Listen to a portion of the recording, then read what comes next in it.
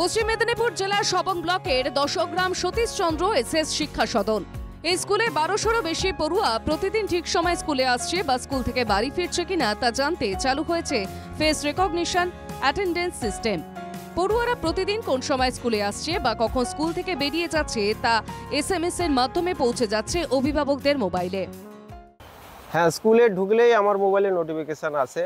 আমার ছেলে ধরো 10টা 10:30 নাগাদ বেরিয়ে যায়, ও আধ ঘন্টা যেতে স্কুলে লাগে, ও গেলেই আমি বুঝতে পারি যে মেসেজ আসছে না আমার ছেলেটা স্কুলে গেছে।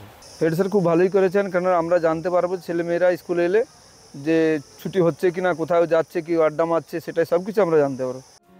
মূলত অভিভাবকদের দুশ্চিন্তা মুক্ত করতেই এই ব্যবস্থা বলে জানিয়েছেন দশগ্রাম সতীশচন্দ্র SAS শিক্ষা সদনের প্রধান শিক্ষক।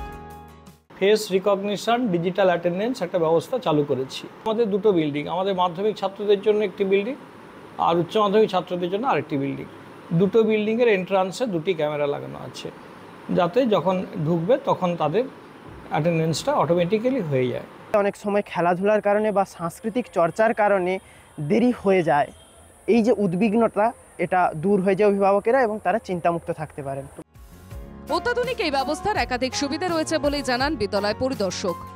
তিনটে সফল লাভ করা, একটা হচ্ছে এখানে হচ্ছে টাইম কনজিউমিং, মানে খুব কম সময়ের মধ্যে হচ্ছে অনেক স্টুডেন্টের অ্যাটেন্ডেন্স সহজে ইজিলি পাওয়া যায়, এবং 2 নম্বর হচ্ছে অ্যাডমিনিস্ট্রেটিভ ওভারলোড। আমাদের এই অ্যাটেন্ডেন্সের ক্ষেত্রে যেটা হচ্ছে ম্যানুয়াল যেটা করতে হয় সেটা হচ্ছে অনেকটা ওভারলোডের হয়ে থাকে, এটা হচ্ছে অ্যাডমিনিস্ট্রেটিভ ওভারলোডটা অনেকটা কম হয়ে থাকে। এটা স্কুল কর্তৃপক্ষের দাবি, ছাত্রছাত্রীরা আজকাল অনেকেই স্কুলে না এসে মোবাইলে ব্যস্ত থাকে।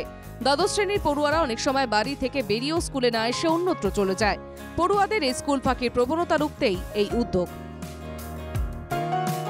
পশ্চিম মেদিনীপুরের সবং থেকে ইন্দ্রজিৎ সাহুর রিপোর্ট, NKTV বাংলা।